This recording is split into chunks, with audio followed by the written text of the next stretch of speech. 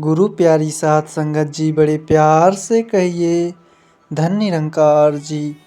आशा करते हैं कि आप सभी महापुरुष सतगुरु माता जी के आशीर्वाद से जहाँ भी होंगे, सतगुरु के चरणों से जुड़ करके सेवा सिमरन और सत्संग करते हुए स्वस्थ होंगे, खुश होंगे। आज की साखी बहुत ही सुंदर है। आप सभी संत महापुरुष इस साखी को अवश्य सुनिएगा। साध संगत जी, एक गरीब परिवार में एक सुंदर सी बेटी ने जन्म लिया। पिता बेटी को देखकर दुखी हो गया। बेटा पैदा होता तो कम से कम काम में तो हाथ बटाता। उसने बेटी को पाला जरूर, मगर दिल से नहीं। वो पढ़ने जाती थी तो ना ही स्कूल की फीस टाइम से जमा करता था और ना ही कॉपी किताबों पर कभी ध्यान देता था। वह अक्सर दारू पी पी करके घर में कोहराम मचाता रहता था। सत्संगत जी, उस लड़की की माँ बहुत अच्छी व बहुत भोली भाली थी। वो अपनी बेटी को बड़े लाड प्यार से रखती थी।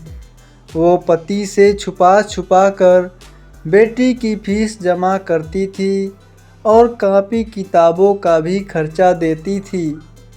वो अपना पेट काट काट कर, फटे पुराने कपड़े पहनकर अपना गुजारा कर लेती थी, मगर बेटी का पूरा ख्याल रखती थी। सत्संगत जी, पति अक्सर घर से कई कई दिनों के लिए गायब हो जाता था। जितना कमाता था दारू में ही फूंक दिया करता था। वक्त का पहिया घूमता गया। बेटी धीरे धीरे समझदार हो गई। 10वीं क्लास में उसका एडमिशन होना था। माँ के पास इतने पैसे नहीं थे जो बेटी का स्कूल में दाखिला करा पाती। बेटी डरते हुए पापा से बोली, पापा, मैं आगे पढ़ाई करना चाहती हूँ, मेरा हाई स्कूल में एडमिशन करवा दीजिए। मम्मी के पास एडमिशन के लिए पैसे नहीं हैं। बेटी की बात सुनते ही बाप आग बबूला हो गया और चिल्लाने लगा और बोला, तू कितनी भी पढ़ लिख जाए, तुझे तो चौका चूल्हा ही संभालना है। क्या करेगी तू ज़्यादा पढ़ लिख करके। उस दिन उसने घर में आतंक मचाया और सबको खूब मारा पीटा। बाप का व्यवहार देखकर बेटी ने मन ही मन में सोच लिया कि अब वो आगे की पढ़ाई नहीं करेगी। सत्संगत जी, एक दिन उसकी माँ बाजार गई। बेटी ने पूछा, माँ कहाँ गई थी। माँ ने उसकी बातों को अनसुना करते हुए कहा, बेटी, कल मैं तेरा स्कूल में दाखिला कराऊंगी। बेटी ने कहा, नहीं माँ, मैं अब नहीं पढ़ूंगी।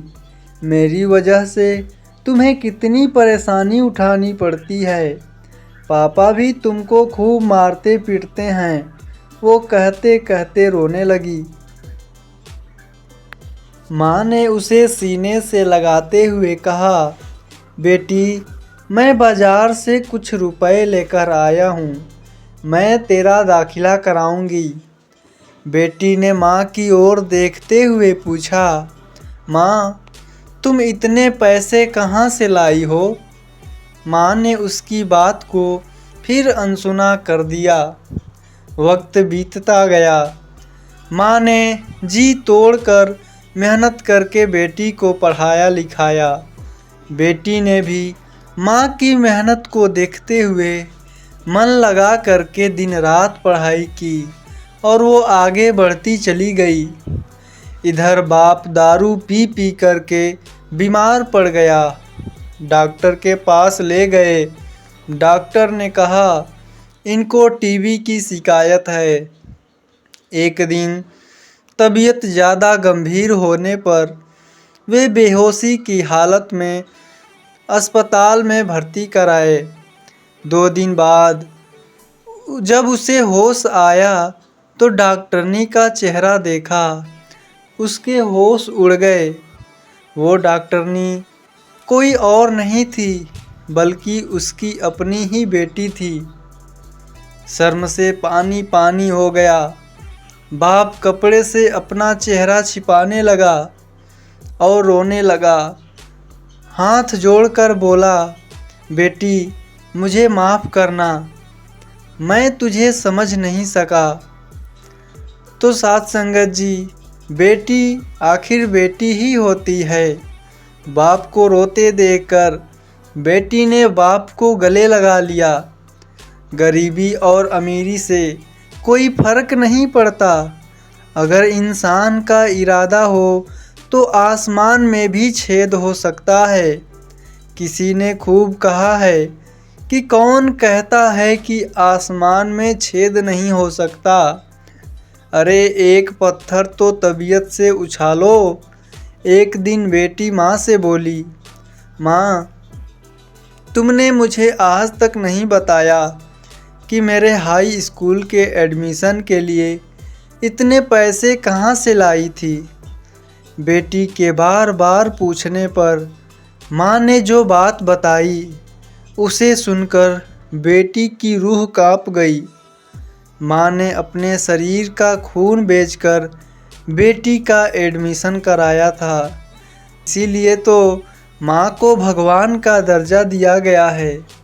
माँ जितना औलाद के लिए त्याग कर सकती है उतना दुनिया में कोई और नहीं। गोदी में मुझको सुलाया है माँ ने, बड़े प्यार से अपनी मीठी जुबां से बेटा कहकर बुलाया है माँ ने। मुझको लेके अपनी नरम बाजुओं में मोहब्बत का झूला झुलाया है माँ ने। सभी जख्म अपने सीने पे लेके हर चोट से बचाया है माँ ने। कभी मेरे माथे पे काला टीका लगा के यूँ बचपन में मुझको सजाया है माँ ने।